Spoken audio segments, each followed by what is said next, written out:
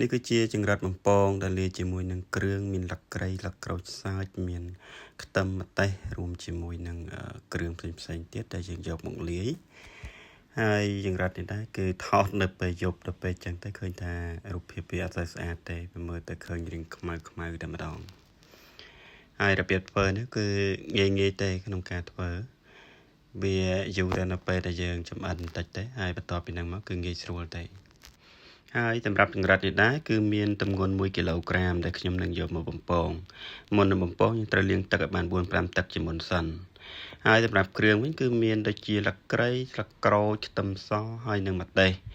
អញ្ចឹងអត់មានអីច្រើនទេហើយលក្រីប្រើ2គល់ទៅហើយស្លឹកក្រូចខ្ទឹមម្ទេសប្រើតាមចំណង់ចំណូលចិត្តបន្ទាប់មកគឺយើងចាប់ផ្ដើមដាក់រលីងជាមួយនឹងគល់លក្រីហើយគល់លក្រីនេះយើងកុំឲ្យវាខ្លោចពេករលីងត្រឹមតែល្មមទៅមកឈ្ងុយទៅគឺយើងអាចស្រង់បានហើយតែនៅពេលយើងរលីងជាមួយលក្រីនេះក៏យើងត្រូវដាក់លក្រូចជាមួយគ្នាដែរដើម្បីឲ្យវាឆ្អិនទៅដំណើរគ្នាហើយលក្រូចនេះគឺយើងលីងយកមួយស្រួយតែមកល្មមមកស្រួយឆ្ងាញ់ណាកុំឲ្យខ្លោចកាលណាខ្លោចគឺវាល្វីងហើយតែល្វីងហូបអត់កើតហើយរសជាតិហ្នឹងក៏អត់ឆ្ងាញ់ទៀតហើយសម្រាប់គល់លក្រីនិងលក្រូចសាច់គឺយើងបំពងយកប៉ុណ្ណឹងទៅកុំឲ្យវាស្រួយពេកឬក៏វាខ្លោចវាអាចធ្វើឲ្យរវីងអញ្ចឹងណាចឹងយកប៉ុណ្ណឹងមកយើងត្រង់វាចេញមកស្រង់វាចេញទុកមួយឡែកហើយបន្តមកទៀតបើយើងចាប់ផ្ដើមដាក់ខ្ទឹមដែលយើងដំហើយចូលខ្ទឹមហ្នឹងគឺយើងលីងវាមិនឲ្យខ្លោចពេកដូចគ្នាគ្រាន់តែយកមកឈ្ងុយល្មមទៅដើម្បីយើងដាក់យកទៅក្លុកលីគ្រឿងជាមួយចង្រិតកាលណាយើងទុកវាយូរវាអាចនឹងឡើងខ្លោចវានឹងល្វីងហើយទៅរសជាតិក៏វាអត់ឆ្ងាញ់ដែរគឺយើងយកវាប៉ុណ្ណឹងទៅគឺទៅតាមរូបភាពហ្នឹងគឺប៉ុណ្ណឹងគឺវាល្មមហើយយើងអាចស្រង់វាចេញទៅហើយបន្ទាប់ពីស្រង់ចេញរួចយើងចាប់ដើមដាក់ចង្រិតយើងចូលទៅបំពងតម្ដងទៅដោយសារតែខ្ញុំមិនចង់ចំណាយប្រេងឆាច្រើនដូច្នេះហើយខ្ញុំក៏ដាក់ប្រេងឆាតែបន្តិចទេតែបើសិនជាអ្នកដែលគាត់លក់ជាប្រចាំថ្ងៃឬក៏គាត់ត្រូវការប្រើប្រេងឆាច្រើនឲ្យងាយស្រួលស្អិនលឿនបានឆាប់ហ្នឹងគឺយើងប្រើប្រេងឆាច្រើនទៅ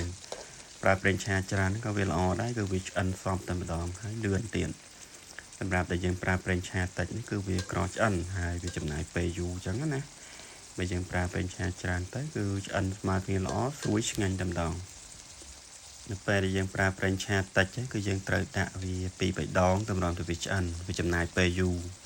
បើមិនជាប្រេងឆាវាច្រើនយើងដាក់តែម្ដងទៅគឺយើងរងចាំឲ្យឆ្អិនទៅគឺរួចរាល់នៅពេលដែលវាឆ្អិនហើយយើងដួសវាដាក់នៅក្នុងឆ្នាំងមួយមកឬក៏ចានដែកមួយក៏បានដែរតោះមកយើងចាក់គ្រឿងដែលរលីងរួចចូលមានលក្រីមានលក្រូចមានខ្ទឹមមាន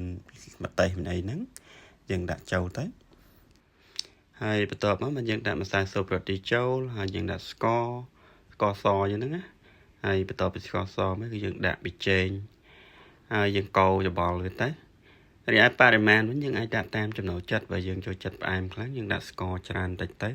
សម្រាប់ប៊ីចេងសម្រាប់ម្សៅស៊ុបរ៉ាឌីគឺយើងដាក់ទៅតាមបរិមាណដែលយើងចូលចិត្តដែរ